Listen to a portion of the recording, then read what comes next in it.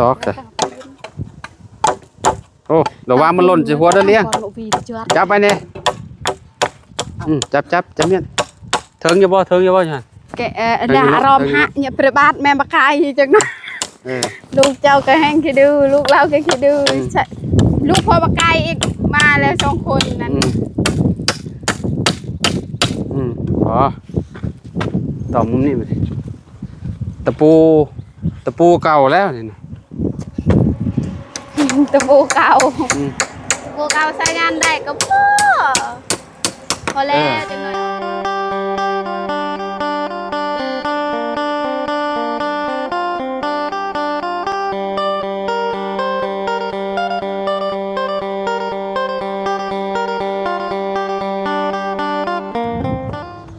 อ้าวพี่น้อยเนาะเปิดภาพบาดนี้โอ้ยเนาะพากันเห็ดยังเด้ขุดเสาอีหยังเนาะพี่น้อยพี่ทางน้องดอกแคเนาะสบายดีน้องสบายดีล่ะห้วยเลี้ยงไผน่ะลูกบ่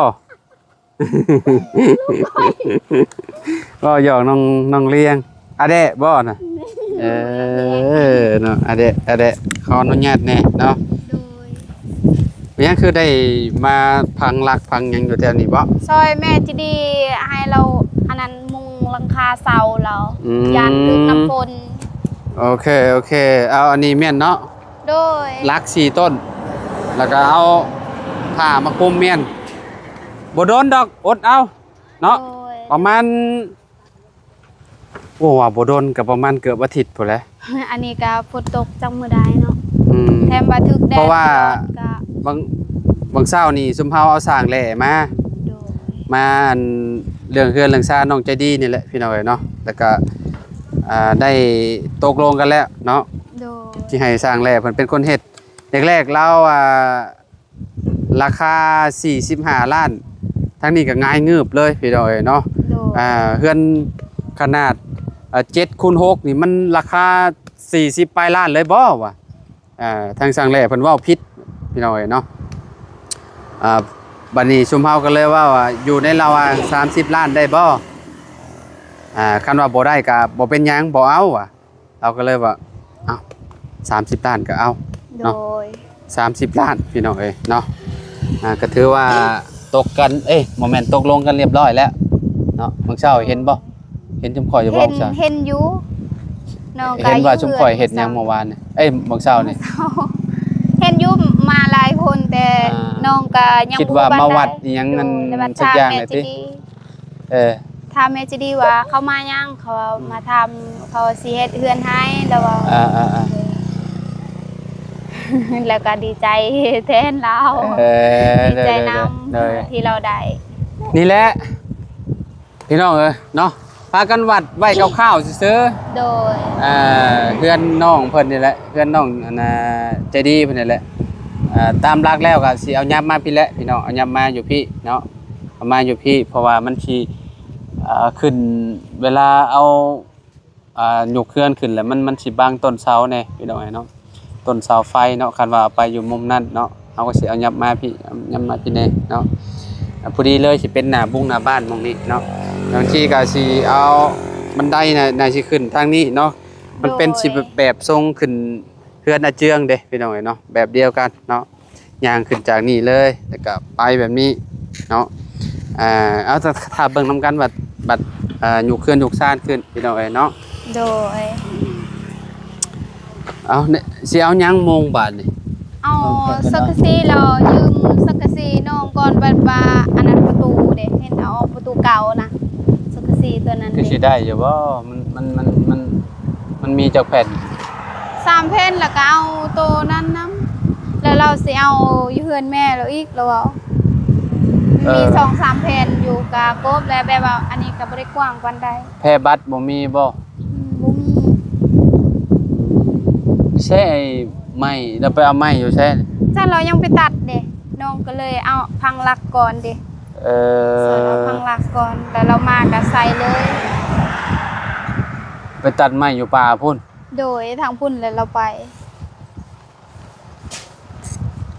รับได้บ่กำลัง เอ้ยเพิ่นไปใช่จ้ะ ชื่อlại là chị đi vào บ่ ไปมันดง บ่ฮู้บ่มีบ่อันตะปูไมคอน บ่มีตะปูก็จังน้อยเห็นว่าสิตอกกะเบิ่งตะปูอยู่เฮือนน้องว่าเหลือหรือบ่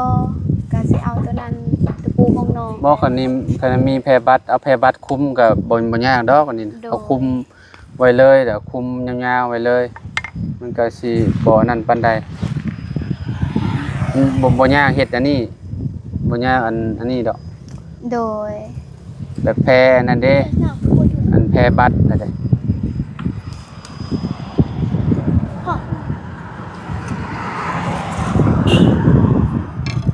จากถามเราให้เรามาก่อนแบบอยู่เฮือน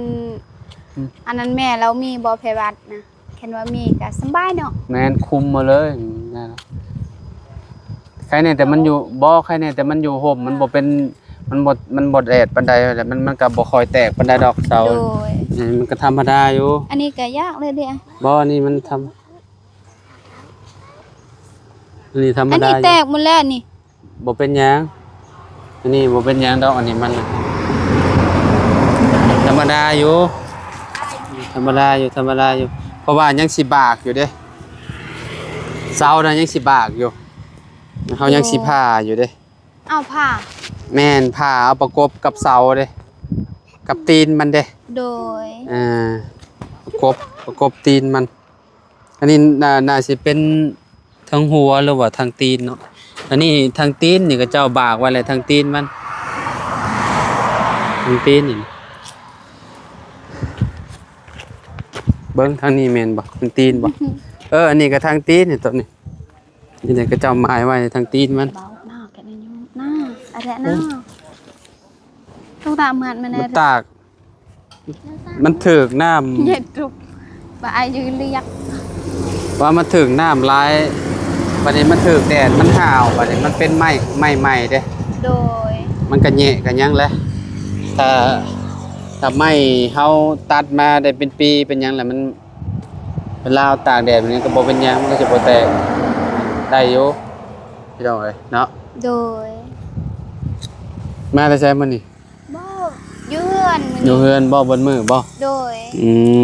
มพักผ่อนมื้อนี้เนาะเมื่อยบ่ โดยเมื่อย ฮู้อยู่บ่ล่ะว่าน้องใจดีเพิ่นมีข่าวดีเมื่อวานฮู้นะไผบ่บุญสารวัตรเอ้าจะเบิ่งคลิปบ่บุญบ่นั่นแหละ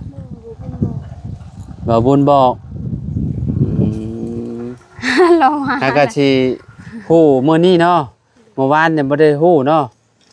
เจ้าไปใช้เมื่อวานนี่ไปอยู่เฮือนลุงเอาเจ้าคือบ่ฉากอยู่นี้ ข่าวเวียดเราเฮ็ดเฮือนเด้ แต่ว่ากลางเว้นนี้เราเฮ็ดเฮือนก็เลยสร้างบ่ได้ บัดนี้โดยเจ้าก็ไปฉากอยู่พุ่น โดยเห็นว่ากลางคืนโทรศัพท์มืดแบตก็ไปสร้างอยู่นี่เห็นว่ากลางคืนกลางเว้นข่าวเวียดเด็กเลยสร้างบ่ได้ ใช้สิเฮ็ดแบบใดนี่น่ะ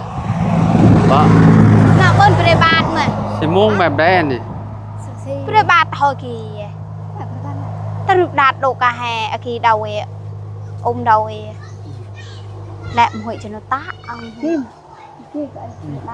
เปล่ามันไปยิงเถอะไป ยิงบ้านอะไรดีเชื่อนะ อันพูดอปริบาล มีบ่แผ่บัตร นี่ ฮะ ยืมบัตรแม่มา ยืมน้ำแม่ก็ได้เอามาคุมเมียนชั่วคราวนี่ แม่ บ่ บ้า โด น น แม่มาใกล้ใหญ่เด็ก นั่นแหละเอามาคุมเมียน และอันจูนึงแต่ไทยอ่ะอันจูนึง เราสิให้ยืมบ่ล่ะ จักเราเอาให้แค่ว่ายืมนะ บ่เอาเลยดอกยืมคุมเมียนซื้อๆ ใหญ่ในเพบาทเราเด้ คุมเมียนคุมแล้วก็ แต่ว่าบ่ได้ ฮอนเมอร์กบแล้วเฮาก็ดันเอาคืนเพิ่น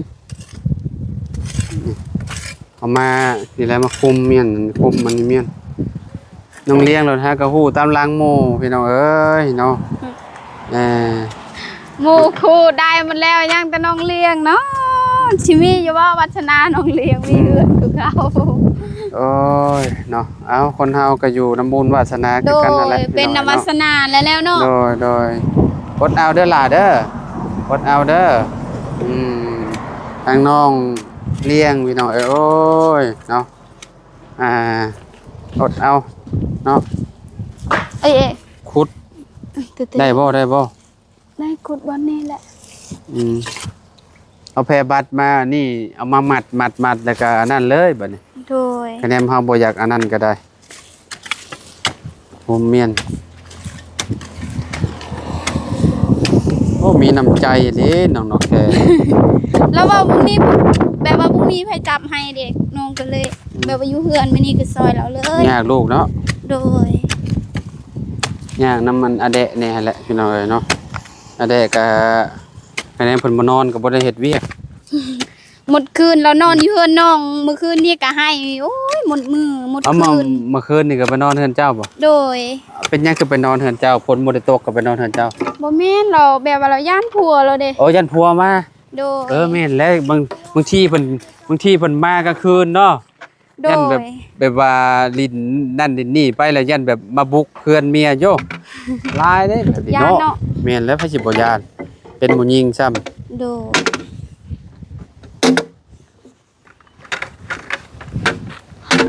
โอ้ยพากันเลยแบบนั้นโลซักดินน่ะอืมอืมอืมน้องดอกแค่จะ20 ปีบ่ สาว4 ปีเดือน 24 ปีได้เนาะ โดย 24 ปี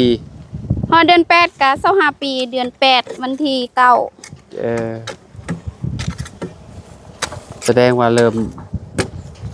เริ่มเฒ่า บ่เฒ่าดอกสำนี้เนาะ เริ่มเฒ่า เริ่มสิเอาไม้แล้วก็ย่างแบบนี้ 24 ปี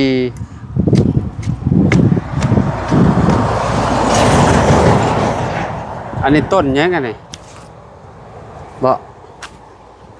ต้นมะขี้หู ต้ ด น บ่ มะคูดบ่ มะขี้หูดได้ ต้นมะขี้หูดได้มักชะโมบ่ บ่แม่น ได้บ่ บ่แม่น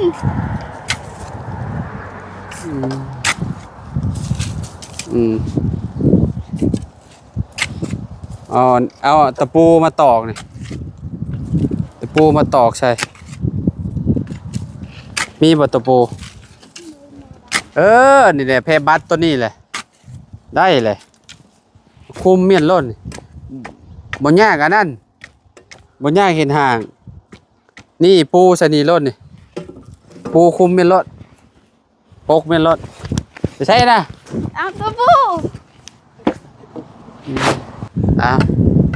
เปลี่ยนแผนใหม่บาดนี่เนาะมีแต่ปูล้นนะดอกแค่ปูเลาะ ปูย่านเด้ หืม ย่านเด็กน้อยเด้ เด็กน้อยเป็นยัง แบบว่าเด็กน้อยขี้ดื้อเด้แบบว่าเวลาอยู่ตารางแล้วย่าน มันสิแหก โดย ใช้เด็กน้อยใช้คิดถึง นี่ก็ขี้ดื้อลูกแม่เต็งจริงก็ขี้ดื้อเด้ มาคิดต่อใช่ไหม สบายแบบอีเทิงนี่ก็บ่เทิงได้ เอาจับ โดย ตอกจ้ะโอ้ระวังมันหล่นสิหัวเด้อเลี้ยงจับไปเนี่ยจับเมียนเทิงอยู่บ่จัง แกด่ารอมฮะเนี่ยประบาทแม่บักคายจังเนาะ ลูกเจ้าก็แห้งขี้ดื้อลูกเราก็ขี้ดื้อลูกพ่อบักคายอีกมาแล้ว2 คนนั้น อ๋อต่อมุมนี้ไปตะปูเก่าแล้วนี่นะ ตะปูเก่าตะปูเก่าใช้งานได้ก็พอแล้วจังหน่อยออกบ่ได้ มุมนั่นบัดนี้มุมนั่นคือสิตอกแบบไรมันเป็นไม้เก่าแท้ เอาเบิ่งนั้น เพราะหาลักแบบ แบบตัวนี้มาได้บ่นี่บ่มีอีกบ่ ปืนเบยดวงกระหอง บ่ได้รักนั่นน่ะเฮือนอันดอกแค่น่ะไปยืมมาก่อน เพื่อน โอ้รักอันต้นนั่นน่ะบัดแล้วจะเอาคืนแล้วบัดเลยเป็นโดนพื้น ไม่ น่ะ ช่วยยันอันนั้นมันบ่ยาวเดี๋ยวอ้ายเบยว่านงตัดมันเดี๋ยวจักยาว เบิ่งก่อนมันบ่ยาวก็บ่เอามียาวบ่อันนี้ค่ะต้นใหญ่บ่นั่นน่ะตัวมันล่มนะตัวมันล่มนะนี่ตัวมันล่มนี่ตัวมันล่มอันนี้นี่ไปแล้วล่ะ เอามันติดเลยอันนี้ไปรอด ไปได้ดอกทางซ้ายอันนี้ ได้บ่ไหวบ่ติดยังน่ะตอกตะปูบ่ดึกขาด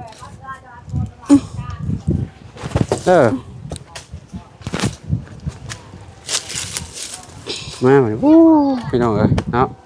ขากกรีดอกแคนี่แห้งๆรีร้อน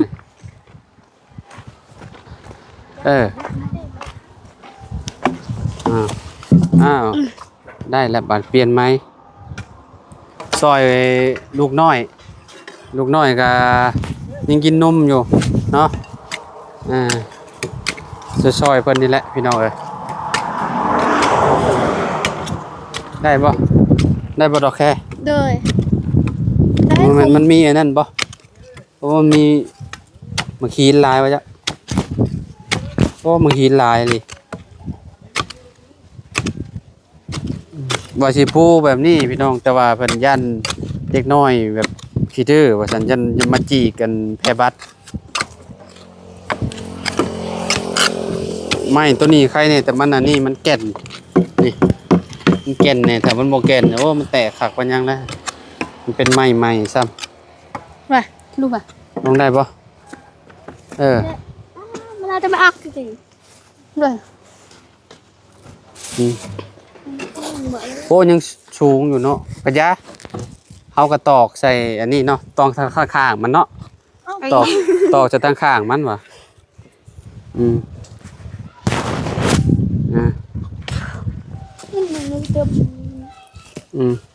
ลูกตัวนั้นล่ะ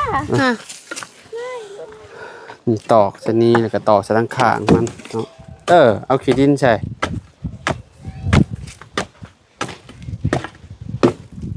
เอาไม้ตัวนั้นมาเลี้ยงเอาไม้ตัวนั้นมาเลี้ยงไม้ตัวยาวๆนี่ละ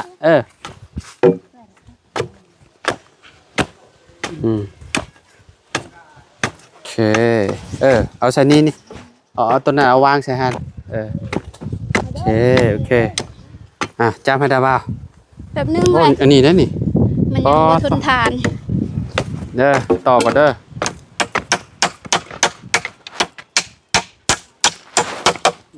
ไปเอามุมนี้มาเลยมันบ่ต่ำสูงบ่เหรอได้อยู่เท่าเนาะมีแต่เฮามุ่งอันนั้นซื่อ โดย ๆกันซื่อๆซอดอยู่หรอวะซอดอยู่เนาะตะปูสิงอบ่จักที่สิงอปู10บ่ได้โอ้แม่นแกะแงะแนงอยู่แก โมเมนต์บ่แลเป็นยังกันนี่ ยันทุกแควดิ ตีแขวตัวเองเด้ บ่แม่นยันทุกแควน้อง บ่ โดย เรียบร้อยบานนี้แล้วเอามีแต่เอาแพรบัตรมาลบบัดนี้ปูลบแพรบัตรน่ะมา อันนี้บ้างล่ะ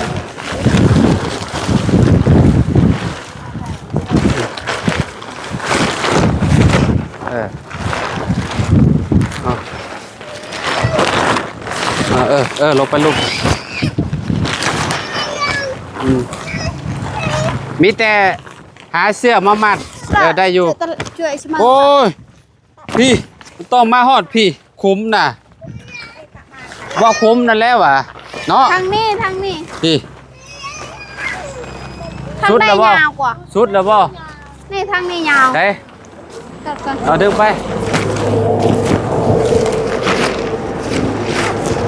ดึงไปดึงไป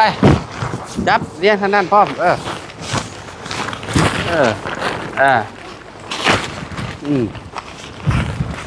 ได้แล้วบัดมีแต่หาแนวมามัดรถน่ะ เดี๋ยวเอากันจับ โอเคได้แล้วได้แล้ว thank you ละลายพี่น้องเอ้ยน้องมีแต่หาลักมาอีกนี่เด้อ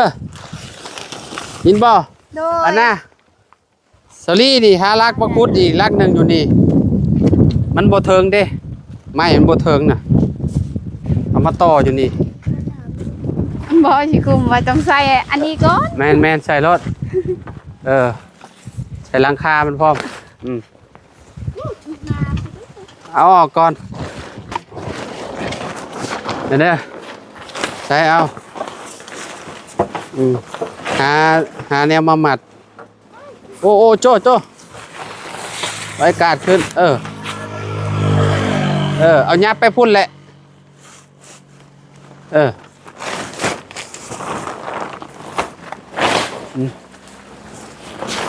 พี่น้องเอ้ยเนาะเฮาก็เนาะซอยเพิ่นเล็กๆน้อยๆเฮาก็ได้ตอนนี้ก็ยังสิมัดสิหยังก็คือแบบจบแล้วบัดนี้เนาะ โดย โอเคเด้อไปป้าเด้อ โดย ให้กิน สบายดี ข้าวเที่ยงก่อน เด้อ เนาะไปเด้อซาลีเด้อเอาสบายดีเด้อเอาไปแล้วน้องเลี้ยงอดีเนาะโอ้ยพี่น้องเอ้ยดีใจบ่สิได้เฮือนให้ลูกอยู่แล้ว โดย ลูกสาวสิมีเฮือนลังงามอยู่ใด คืนนี้ไม่ได้นอนไม่ได้กินข้าวกะ หึ ไม่ได้กินข้าวกะอิ่มได้ บ่ได้กินข้าวก็อิ่ม โดยวัน ได้ยินว่าลูกสิมีเฮือนอยู่บ่กินข้าวก็อิ่มเอาอดเอาเด้อโอเคไปแล้วสวีบ่แม่นสาลีไปแล้ว เอาสวัสดี โยสวัสดี อีก เด้อ เทื่อนึงโอเคไปพี่น้องเนาะอยู่ดีมีเองทุกคนขอบคุณหลายๆที่ติดตามเด้อพี่น้องเด้อเนาะขอบคุณผู้ใหญ่ใจดีขอบคุณเบิร์ดสุคนเนาะที่ติดตามและเป็นกำลังใจให้เด้อพี่น้องเด้อเอาพบกันคลิปหน้าสำหรับคลิปนี้ไปแล้วสบายดีพี่น้อง